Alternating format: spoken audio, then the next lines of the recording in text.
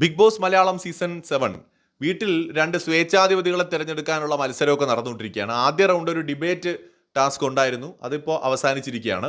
അനിമോൾ അത്യാവശ്യം നന്നായിട്ട് സംസാരിച്ചു, ജിസേൽ സംസാരിച്ചു, റെന ഫാത്തിമ സംസാരിച്ചു. ഇപ്പോൾ ലൈവില് ഈ അടുത്ത ഘട്ടം 6 പേരെ തിരഞ്ഞെടുക്കാൻ പോവുകയാണ്. അതായത് ഈ ഡിബേറ്റിൽ ഏറ്റവും നന്നായി സംസാരിച്ചവരിൽ നിന്ന് 6 പേരെ എനിക്ക് തോന്നുന്നു എല്ലാവരും ചേർന്ന് തിരഞ്ഞെടുക്കാനായിരിക്കും. അപ്പോൾ അതിപ്പോൾ ലൈവിൽ അത് നടക്കുകയാണ്.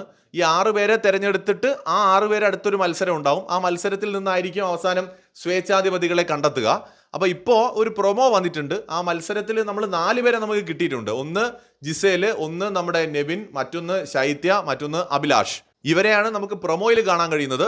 സോ ഇവരെന്തായാലും ഈ ഒരു ടാസ്കിൽ അടുത്ത ഘട്ടത്തിലേക്ക് എത്തിയിട്ടുണ്ട്. അപ്പോൾ ഇനി 2 പേര് ആരൊക്കെയാണെന്നുള്ളത് നമുക്ക് ലൈവ് കാണുമ്പോഴേ അറിയാൻ പറ്റുള്ളൂ. അപ്പോൾ എന്തായാലും ബിഗ് ബോസിൽ ഈ ആഴ്ച സ്വേച്ഛാധിപതികൾ ഭരിക്കാൻ പോകുന്ന ഒരാഴ്ചയായിട്ടായിരിക്കും നമുക്ക് മനസ്സിലാക്കാൻ കഴിയുന്നത്. ഒരുപാട് പ്രശ്നങ്ങൾ ഉണ്ടാവാൻ സാധ്യതയുള്ള ഒരു വീക്കാണ്. കൂടുതൽ അപ്ഡേറ്റ്സുമായി വീണ്ടും വരാം.